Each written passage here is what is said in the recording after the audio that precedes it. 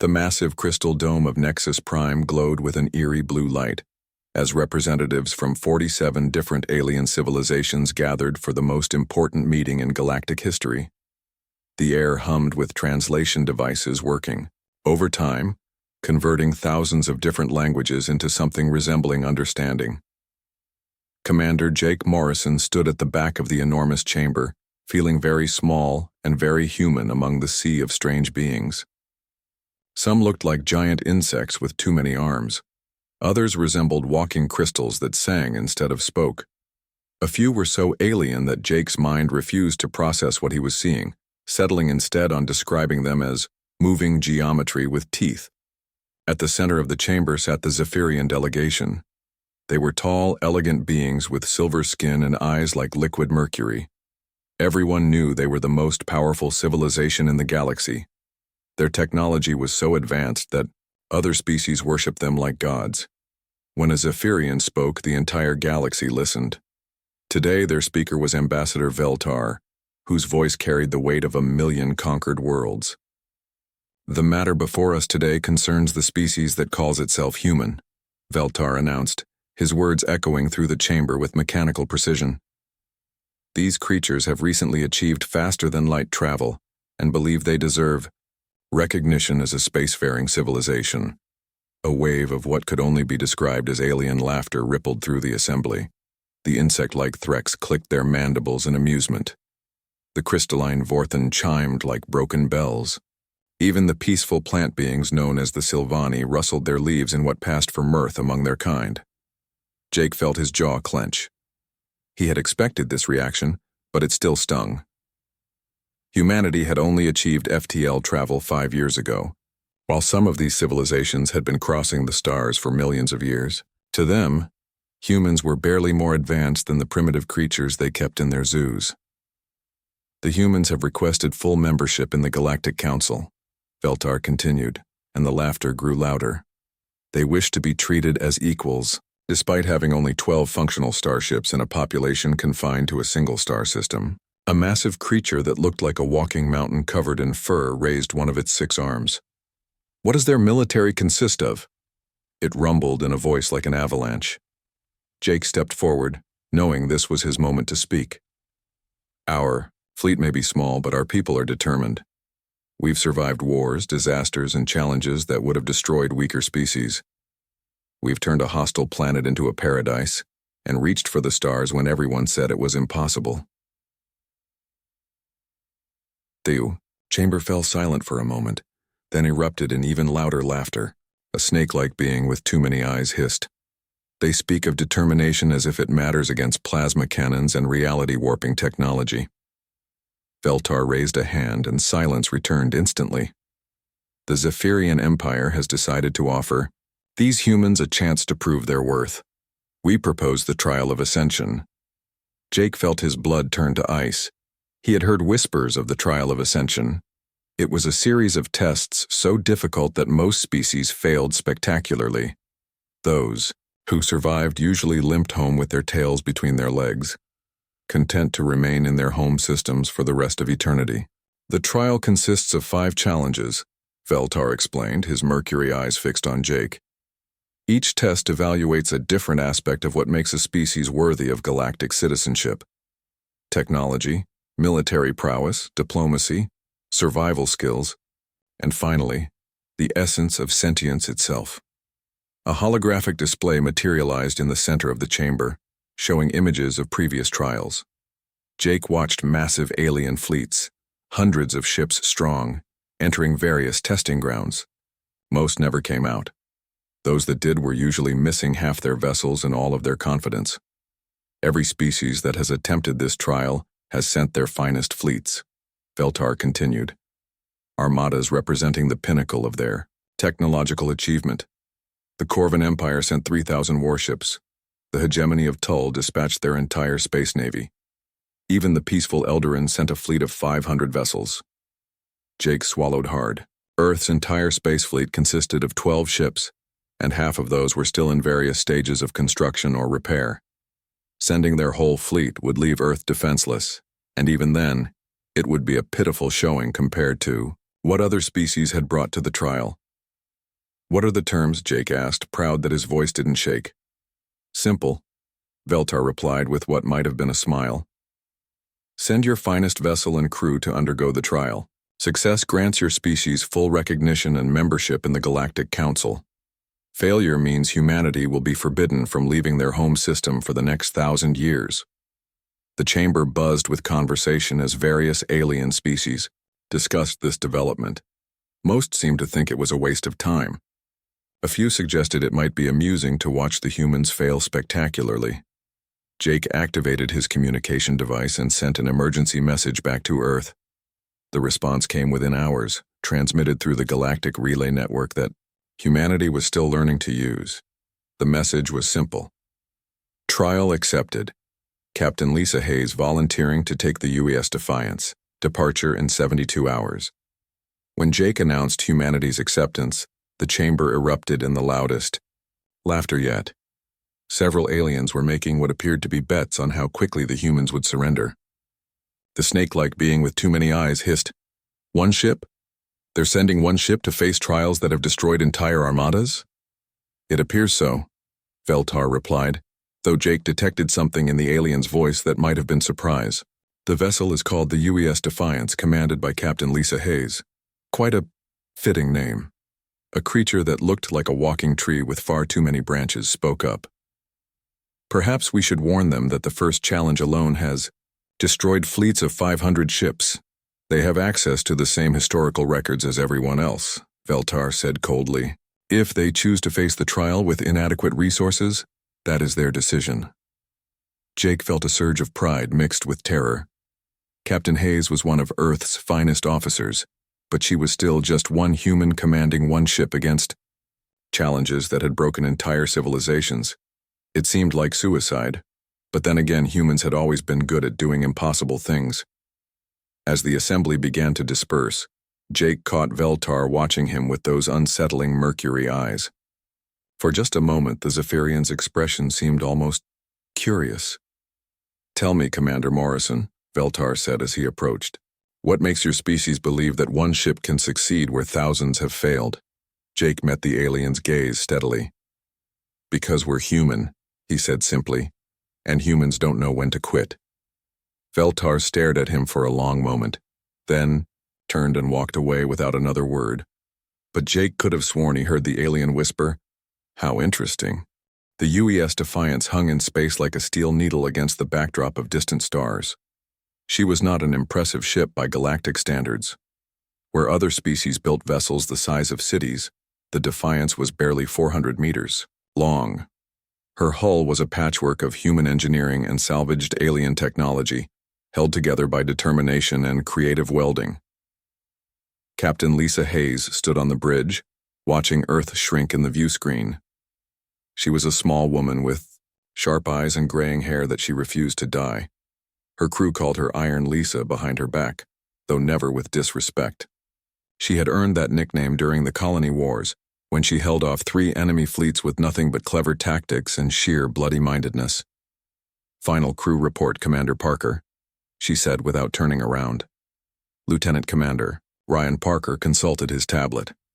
He was young for his rank, barely 30, but he had grown up on the frontier colonies where quick thinking meant the difference between life and death. 50 souls aboard, Captain. All volunteers.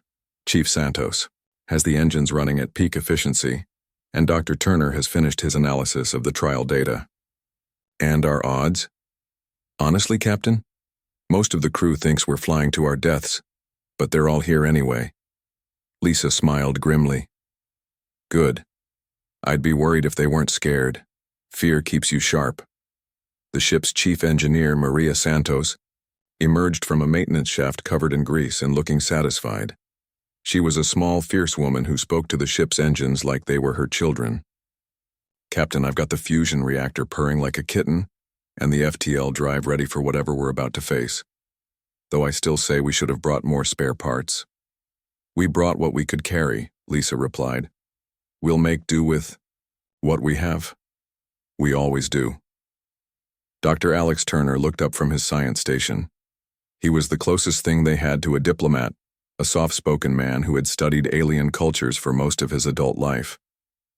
Captain, I've been reviewing the historical records of previous trials. The patterns are disturbing. How so? Every species that attempted the trial sent massive fleets, heavy weapons, the most advanced technology they could muster. They all approached it like a military campaign. Turner paused, adjusting his glasses. They all failed. What does that tell you, Doctor? That maybe brute force isn't the answer. Maybe the trials are testing something else entirely. Lisa nodded. She had come to the same conclusion during the 3-day journey from Earth. The Zephyrians were the most advanced civilization in the galaxy. If they wanted to test raw military power or technological prowess, they could simply measure energy outputs and count weapons. The trials had to be about something more subtle. The ship's communication officer, a nervous young man named Pete Collins, spoke up from his station. Captain, we're receiving multiple transmission requests. Looks like half the galaxy wants to interview us before we die horribly. Ignore them all, Lisa ordered. We have work to do. Their first stop was Kepler Station, a massive trading hub that served as the gateway to the trial zones. The station was a marvel of engineering, a city-sized structure that housed millions of beings from hundreds of different species. As the Defiance approached, Lisa could see alien vessels of every conceivable design docked at the station's countless berths. The docking procedure was handled by a Threx traffic controller, whose multiple arms moved in a complex dance as he guided ships through the station's approach vectors. UES Defiance, you are cleared for docking at berth 94. Please note that all trial participants must register with station administration before proceeding to the trial zones. Acknowledged, Kepler Control. Proceeding to berth 94. As they docked, Lisa could see crowds of aliens gathering at the observation decks to stare at their ship. Some pointed and chattered excitedly. Others just stared in what might have been disbelief. They're looking at us like we're a zoo exhibit, Parker muttered. Let them look, Lisa replied. They'll be singing a different tune when we come back. The station administration office was run by a serpentine being named Sec, whose scales shifted color depending on his mood. When Lisa and her officers entered, his scales were a bright yellow that Turner quietly translated as amused condescension. Ah, the humans, Sec hissed, his forked tongue tasting the air. I was wondering when you would arrive. Your registration paperwork, please. Lisa handed over their credentials, trying not to stare at the administrator's lack of limbs. Sec reviewed the documents with eyes that could swivel independently of each other. One ship, Sec noted, his scales shifting to orange. One very small ship. Are you certain this is correct? Perhaps there was an error in translation? No error, Lisa said firmly. The UES Defiance and her crew of 50. Sec's scales went through several rapid color changes that Turner recognized as intense amusement. I see. Well, it is not my place to question the wisdom of participating species. Let me explain the trial structure. A holographic display materialized above his desk, showing a 3-dimensional map of the trial zones. 5 distinct areas glowed, with different colors connected by safe passage routes. The first trial takes place in the asteroid maze of Kronos, Sec explained, pointing to a red zone filled with swirling debris. Participants must navigate through the maze while defending against automated defense systems. The maze shifts constantly, and the defenses adapt to the tactics used against them. What kind of defenses? Parker asked. Energy weapons, kinetic projectiles, gravity mines, and various other unpleasant surprises. The maze was designed to test a species' ability to overcome obstacles through superior technology and firepower. Lisa studied the display carefully. How long do participants typically take to complete it? Those who succeed usually take between 12 and 18 hours. Most participants, however, do not succeed. Sec's scales shifted to a deep purple that Turner didn't recognize but suspected wasn't good. The last attempt was made by the Corvin Empire 300 years ago. They sent a fleet of 3,000 ships. 700 made it through the maze. And the others? Destroyed, disabled, or lost in the shifting debris fields. The maze does not offer second chances. Santos leaned forward. What about the other trials? The second trial is military combat against Zephyrian war constructs in the neutral zone. The third involves diplomatic resolution of a conflict that has raged for centuries. The fourth tests survival and resource management skills. And the fifth. Sec paused, his scales cycling through several colors rapidly. The fifth trial is classified. Even I do not know its exact nature. Has anyone ever completed all 5 trials? Lisa asked. No, Sec replied simply. The furthest any species has progressed is the 4th trial. The Eldarin Collective reached that point approximately 8,000 years ago and chose to withdraw rather than face the final challenge. What happened to them? They were granted limited membership in the galactic community but restricted to non-voting status. They seemed satisfied with this arrangement. Lisa exchanged glances with her officers. The implications were clear. Even partial success in the trials was better than humanity's current status.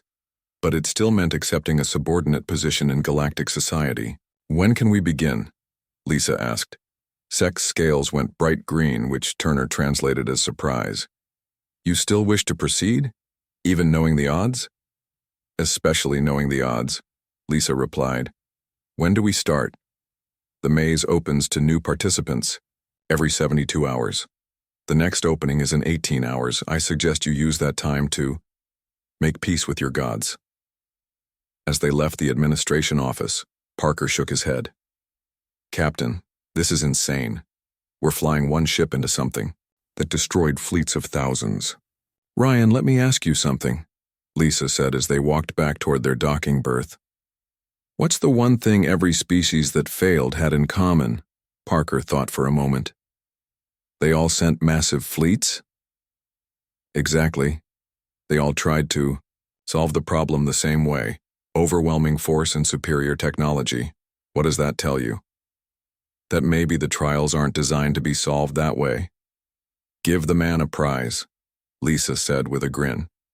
The Zephyrians didn't create these trials to find the species with the biggest guns. They're looking for something else entirely. But what? Lisa looked out the observation window at the alien ships docked around them. Massive vessels bristling with weapons and covered in armor thick enough to stop planetary bombardments. Beautiful, in their own way, but fundamentally limited by their builders' assumptions about how problems should be solved. I guess we'll find out, she said. The asteroid maze of Kronos stretched before them like a mechanical nightmare. Chunks of rock the size of mountains tumbled through space in patterns that seemed random, but weren't. Hidden among the debris were the remains of countless ships that had tried and failed to navigate the maze. The automated defense systems had been dormant for 18 hours, but as the UES Defiance approached the entry point, ancient machinery began to wake up. Sensors show massive energy signatures throughout the maze, reported Dr. Turner from his science station. The defense systems are powering up. I'm reading weapons platforms, gravity generators, and something that might be some kind of matter. Disruptor. Captain Hayes studied the tactical display showing the maze's entrance. The passage was barely wide enough for 2 ships to fly side by side, and it twisted and turned through the asteroid field like a snake. Worse, the entire structure was slowly rotating, causing the safe passages to shift constantly. Chief Santos, how are our engines looking? Lisa asked. Running hot but stable, Captain.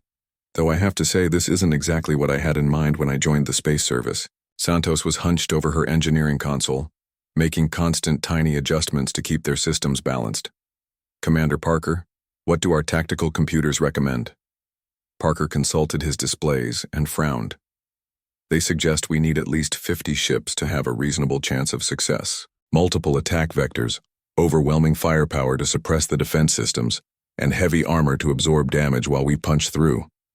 All things we don't have, Lisa observed. Exactly. Captain, maybe we should reconsider this. It's not too late to turn around.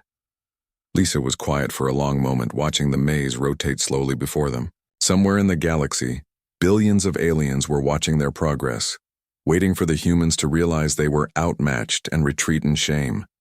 It would be the sensible thing to do. Dr. Turner, you studied the historical records of previous attempts. What did they all have in common besides big fleets? Turner adjusted his glasses and consulted his notes. They all tried to force their way through using direct approaches. Heavy armor to absorb damage, powerful weapons to destroy obstacles, and brute force navigation through the safest passages. And they all failed because the maze adapts to conventional tactics. The more force you use, the stronger the defenses become. It's designed to counter everything we think of as normal space combat. Lisa smiled. Then maybe we should try something abnormal.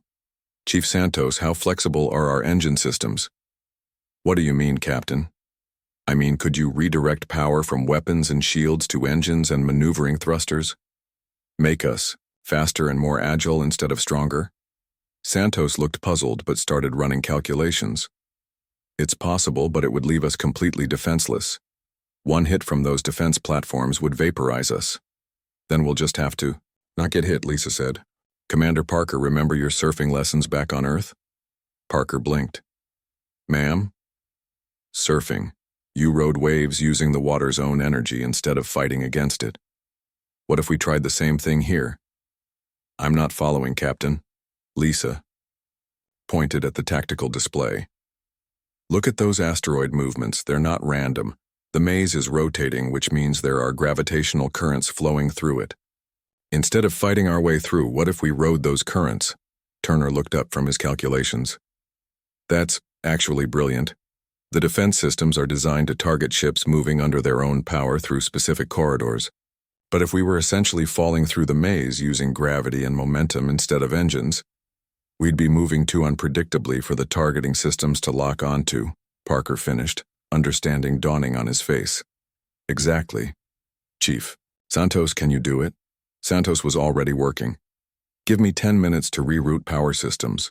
We'll have to shut down weapons and reduce shields to minimum, but I can boost our maneuvering thrusters by 300% and improve our sensor resolution enough to track the gravitational currents. Do it.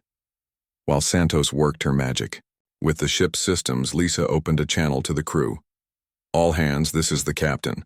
In 10 minutes, we're going to attempt something that's either brilliant or suicidal. Possibly both.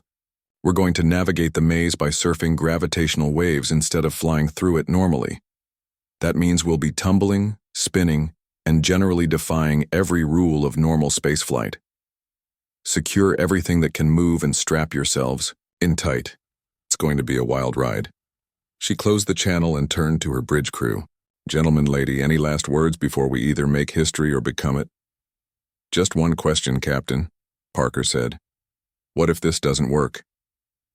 Then we'll try something else. That's what humans do. Santos looked up from her console. Power. Rerouting complete, Captain. Engines at maximum efficiency, sensors enhanced, and maneuvering thrusters ready. Fair warning, our artificial gravity might get a bit wonky during the ride. Understood. Take us in, slow and steady. The Defiance approached the maze entrance like a swimmer testing the water temperature. As soon as they crossed the threshold, the defense systems came alive. Energy beams lanced through space where their ship would have been if they had followed a normal flight path. Detecting gravitational anomaly bearing 27 Mark IV, Turner reported. It's like a river of altered spacetime flowing deeper into the maze. Chief Santos, can you catch that current? Hold on to something, Captain. Santos fired the maneuvering thrusters in a precise sequence that sent the ship into a controlled tumble. For a terrifying moment, they were falling through space with no apparent control. Then the gravitational current caught them, and suddenly they were surfing through the asteroid field at incredible speed. This is insane, Parker shouted as the ship spun around its central axis while simultaneously corkscrewing through a gap between two massive asteroids. Insane but working, Lisa replied, gripping her command chair as the artificial gravity fluctuated wildly. The defense systems can't get a lock on us because we're not where they expect us to be. The maze fought back, trying to trap them in dead-end passages or crush them between closing asteroid walls. But every time they found themselves in trouble, Santos would catch another gravitational current and send them spinning off in a new direction. Energy buildup ahead, Turner warned. Something big is powering up. Through the view screen they could see it, a massive weapons platform built into the side of an asteroid, its barrel tracking their movement. But tracking was all it could do. The Defiance was moving too erratically, changing direction too quickly for the ancient targeting systems to compensate. "Hang on," Santos called out. "I'm going to thread us through that gap between the spinning rocks." What followed was 5 minutes of the most terrifying flying any of them had ever experienced. The ship tumbled through spaces that seemed too small for a shuttlecraft, let alone a 400-meter starship. They spun past weapon emplacements that fired uselessly at empty space, dove through asteroid clusters that would have crushed a normal ship and surfed gravitational waves that shouldn't have existed, and then suddenly they were through. The exit to the maze opened before them like a doorway to normal space. Santos fired the engines one last time, and they shot out of the asteroid field and into clear space beyond. For a moment, the bridge was completely silent except for the sound of people breathing heavily. "Status report," Lisa said finally. "Hull integrity at 98%, Parker reported, his voice slightly shaky. "Minor damage to external sensors, but all major systems functional." "Time to completion?" Turner checked his chronometer and blinked. 47 minutes, Captain. We just completed the asteroid maze of Kronos in 47 minutes. How does that compare to previous attempts? The previous record was 11 hours and 23 minutes, set by the hegemony of Tool, using a fleet of 800 ships. Lisa allowed herself a small smile. "Not bad for one little human ship. Chief Santos, excellent work. That was some of the finest flying I've ever seen." "Thank you, Captain, but I think I'm going to be sick now." Throughout the galaxy, alien observers watched the recordings of the human passage through the maze with growing confusion and alarm. The ship's movements had been so chaotic, so apparently random, that many initially assumed the humans had simply gotten lucky. But as analysts studied the flight path more carefully, they began to realize something disturbing. Every seemingly random movement had been precisely calculated to take advantage of the maze's own structure. The humans hadn't just survived the first trial. They had turned it into a dance. On Nexus Prime, Ambassador Veltar watched the recordings with his mercury eyes reflecting no emotion. But deep in his ancient mind, something that had been dormant for millennia began to stir. Interest. "Fascinating," he whispered to himself. "They fight like they have nothing to lose because they believe they have everything to gain." He turned. To his aide, a younger Zephyrian whose silver skin still held traces of blue that indicated inexperience. "Prepare the second trial. I believe these humans are going to surprise us again." Aboard the Defiance, Lisa was already studying the data on their next challenge. The military trial would be different. This time, they would face opponents designed specifically to counter. The neutral zone was a region of space where even the bravest traders feared to venture. It was here that the second trial would take place, and as the UES Defiance approached the testing area, Captain Hayes could see why previous participants had brought entire fleets. Waiting for them were 3 Zephyrian war constructs, each one the size of a small moon. They hung in space like mechanical gods, their surfaces covered in weapons that could crack planets. These weren't just ships.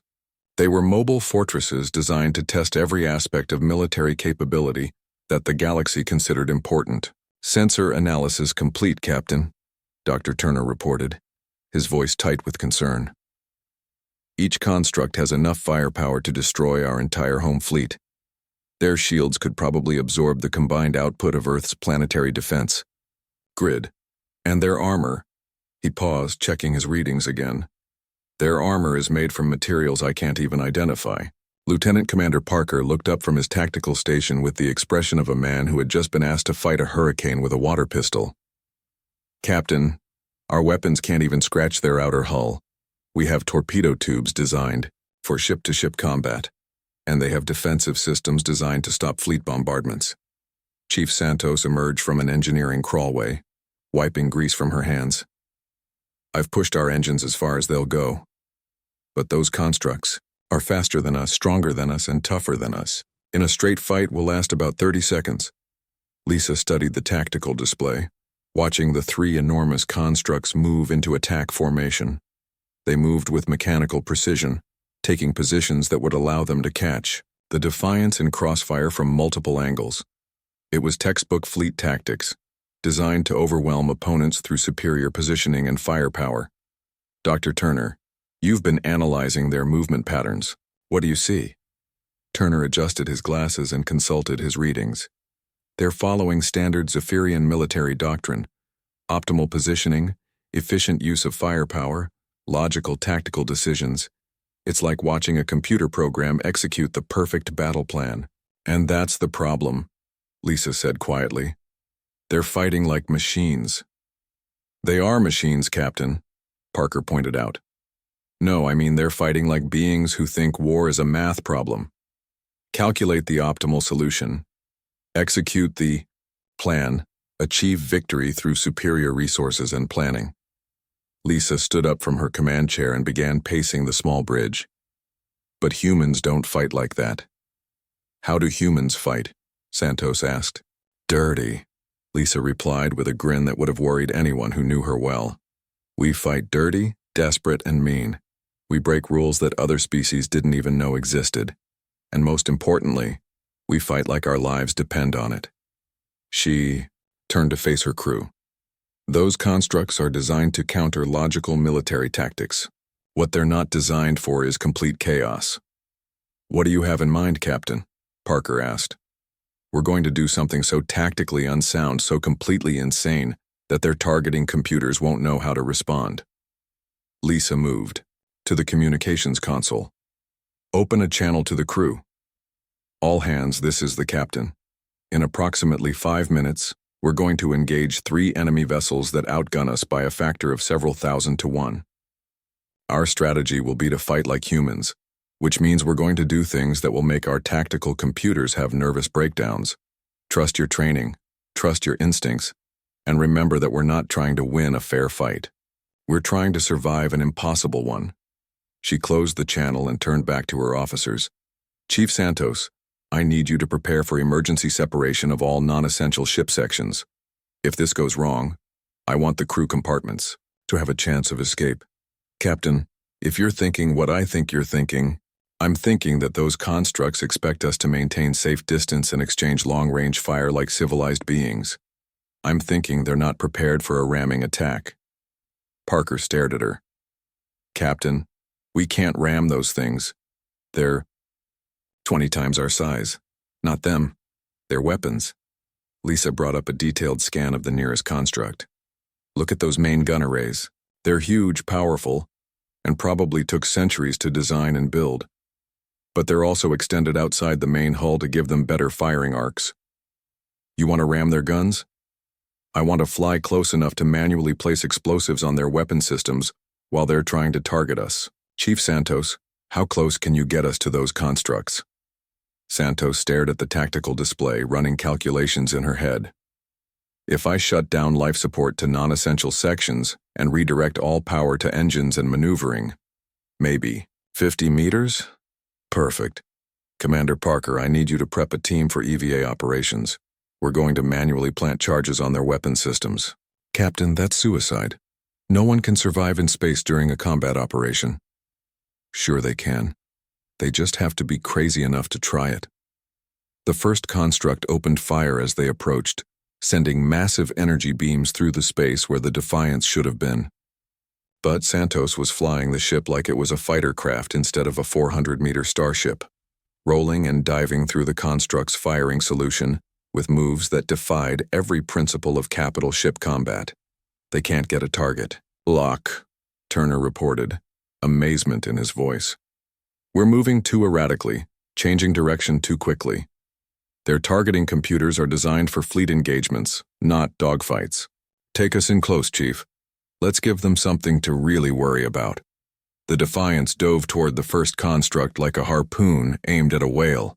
The massive vessel tried to bring its point defense weapons to bear, but the human ship was already too close, skimming along the construct's hull at a distance that made effective targeting impossible.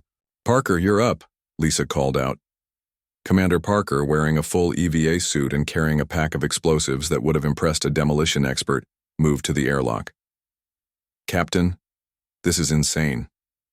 I know. Do it anyway. Parker ejected from the ship and used his suit's maneuvering thrusters to reach the construct's main weapon array. The massive guns were still trying to track the Defiance, swiveling slowly as the human ship danced around them.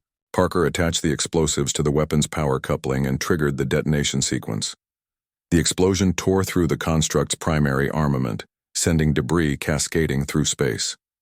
The mechanical giant lurched as its main. Guns went offline, leaving it with only secondary weapons. "One down, 2 to go," Lisa announced. "Santos, get us to the next target."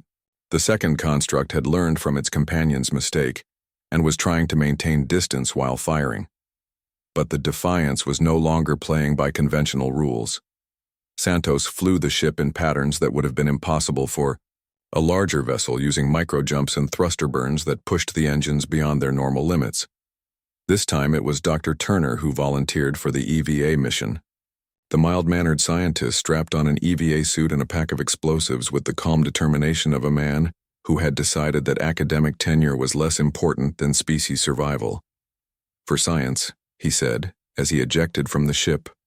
Turner's target was the construct's sensor array, a cluster of delicate instruments that guided its targeting systems. The explosion was smaller than Parker's demolition work, but it left the massive vessel effectively blind.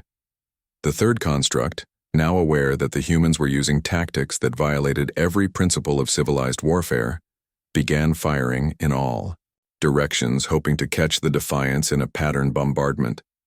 It was like trying to swat a fly with a sledgehammer while wearing a blindfold. Chief Santos took her turn at the EVA mission, targeting the construct's maneuvering thrusters. "I've always wanted to see what the inside of an alien engine looks like," she said as she planted charges that would leave the massive vessel unable to maneuver.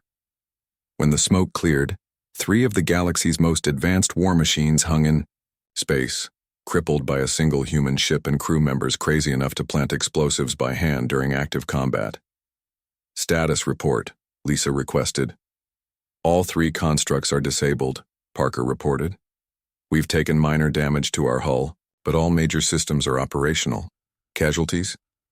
"Surprisingly none, though I think Dr. Turner might need therapy after what he saw inside that sensor array." Turner was back at his science station, looking slightly pale but oddly excited.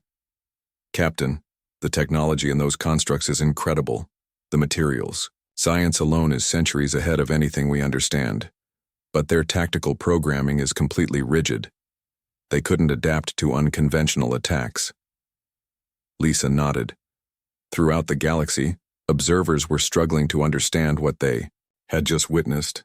The humans had defeated 3 of the most advanced military constructs ever built, not through superior technology or overwhelming force, but through sheer audacity and creative problem-solving.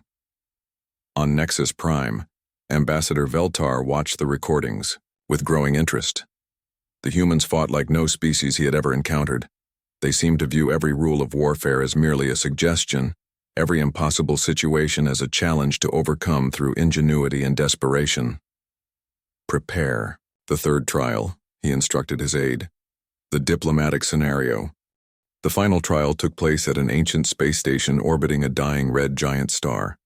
The station was older than human civilization, built by beings whose names had been forgotten when the galaxy was young. As the UES Defiance approached, Captain Hayes felt the weight of cosmic history pressing down on her shoulders. They had somehow managed to complete the first 4 trials through combinations of creativity, desperation, and sheer bloody-minded human stubbornness. The diplomatic trial had been resolved when Dr. Turner convinced 2 warring species to end their conflict by sharing human stories about forgiveness and redemption. The survival trial had tested their ability to repair their ship using nothing but scrap metal and coffee filters, which Chief Santos had accomplished with enthusiasm that bordered on the disturbing. But this final trial was different. They had received no briefings, no explanations, no helpful hints from condescending alien administrators. They had simply been given coordinates and told to proceed. "Sensor readings are off the charts," Dr. Turner reported from his science station. "That station is generating energy signatures I've never seen before. And Captain, there's something else." "What is it, Doctor?" "I'm detecting a single life form aboard the station. The energy readings suggest it's incredibly old and incredibly powerful." Lieutenant Commander Parker looked up from his tactical station. "Captain, should we be worried? Every other trial has tried to kill us in some creative way. Stay alert but don't arm weapons, Lisa ordered. Something tells me this trial is going to be different. The docking process was automated, handled, by systems so advanced that they made Zephyrian technology look primitive. As the Defiant settled into the station's docking bay, Lisa could see that the entire structure was built from materials that seemed to shift and flow like liquid metal, while remaining perfectly solid. "A away team of 4, Lisa announced. "Parker, Turner, Santos, and myself. Everyone else stays with the ship and monitors communications." The station's corridors were vast and empty, clearly designed for beings much larger than humans. The walls were covered in symbols that seemed to move when viewed directly, and the air hummed with an energy that made their hair stand on end. They found the station's master at its heart, in a chamber the size of a cathedral. The being was ancient beyond measure, its form shifting between states of matter as if it couldn't decide whether to be solid, liquid, or energy. When it spoke, its voice resonated through their bones. "I am the architect," it said, and somehow they all understood despite the fact that it spoke no language they recognized. "I created the trials long ago, when the galaxy was young, and species were still learning to reach for the stars." Captain Hayes stepped forward, fighting the urge to salute or bow. "We're here for the final trial." "The final trial," the architect repeated, and something that might have been amusement colored its voice. "Do you know why the trials exist, little human?" "To test species that want to join the galactic community," Lisa replied. "Wrong." The architect's form shifted, becoming more solid, more defined. "The trials exist because the galaxy had forgotten something important, something that all advanced civilizations lose as they grow older and more powerful." It gestured, and the chamber walls became transparent, showing them a view of the galaxy beyond. Billions of stars, countless worlds, and the vast networks of civilization that connected them all. For millions of years, species have come here seeking to prove their worthiness. They brought fleets to demonstrate their military might. They brought technology to show their advancement. They brought wealth to display their success. The architect paused. "They all failed because they fundamentally misunderstood what I was looking for." "What were you looking for?" Dr. Turner asked quietly. "A teacher." The architect turned its attention to Turner, and the scientist felt the weight of eons pressing against his mind. The galaxy has grown old and powerful and wise, but in gaining those things it has lost something precious. It has forgotten what it means to struggle, to face impossible odds with nothing but determination and hope. The chamber shifted around them, and suddenly they were standing on the surface of a dying world. The red giant star loomed overhead, its swollen form filling half the sky. Below them, a primitive city stretched across the landscape, its buildings, crafted from stone and metal with an artistry that spoke of deep cultural achievement. "This world will die when its star finally expands," the architect explained. "The species that lives here has perhaps a few hundred years before their sun consumes their planet. They know this. They have always known this." Lisa looked down at the city and could see figures moving through its streets. They were roughly humanoid but taller and more graceful, with skin that seemed to shimmer in the red starlight. Despite knowing their world was doomed, they were going about their daily lives with what appeared to be genuine contentment. "Every species that has reached this trial has offered to save them," the architect continued. "Some proposed relocation to other worlds. Others offered advanced technology to extend their son's life or move their planet to a safer orbit, all approaches that would benefit the savior as much as the saved." "What do they want?" Chief Santos asked. The question hung in the air for a long moment before the architect answered. "Ask them." The trial transport brought the 4 humans to the surface of the dying world. The beings that greeted them were called the Valen, and they were beautiful in the way that flowers are beautiful just before winter comes. Their leader, an elderly being named Kethril, welcomed them with the kind of grace that spoke of a culture that had made peace with mortality. "We know why you're here," Kethril said, his voice carrying the musical quality of wind chimes. "Others have come before with offers of salvation, ships to carry us to distant worlds, technology to save our son, promises of eternal life among the stars." And you refused? Dr. Turner asked. We did. Kethril gestured toward the dying star that dominated their sky. Our people have lived beneath this sun for 50,000 years. Our ancestors' bones rest in this soil. Our greatest works of art, our most sacred sites, our deepest memories are all tied to this world. Lisa understood. You don't want to be saved. You want to die here, in the place that made you who you are. Yes. But more than that, we want to be remembered. We want our stories to survive even if we cannot. And so the crew of the Defiance did something that no other species had ever done in the trials. Instead of trying to save the Valen, they sat with them and listened. They recorded their histories, their songs, their art, and their dreams. Dr. Turner spent days learning about Valen philosophy, which centered on the idea that all beautiful things must end, and that this ending gave them meaning. Commander Parker learned their military traditions, which focused not on conquest but on protecting what they loved for as long as possible. Chief Santos marveled at their engineering, which created beauty rather than efficiency and was designed to last exactly as long as needed, and no longer. Captain Hayes learned their stories, tales of love and loss, of struggle and triumph, of ordinary beings doing extraordinary things simply because they believed those things were worth doing. When the red giant finally began its death throes, the crew of the Defiance was there. They helped the Valen celebrate their final days with festivals that honored their world and their history. They recorded the last songs of a dying civilization and promised to carry them to the stars. And when the end came, the humans mourned with them. The architect found them later sitting in the chamber of the ancient station as the red giant's expansion erased the Valen homeworld from existence. Now you understand, the architect said gently. The galaxy has forgotten how to grieve. It has forgotten that some things are more important than survival. It has forgotten that meaning often comes not from what we can take, but from what we're willing to give. Lisa looked up at the ancient being. The trials were never about proving we were worthy to join the galaxy. They were about proving we could teach it something it had lost.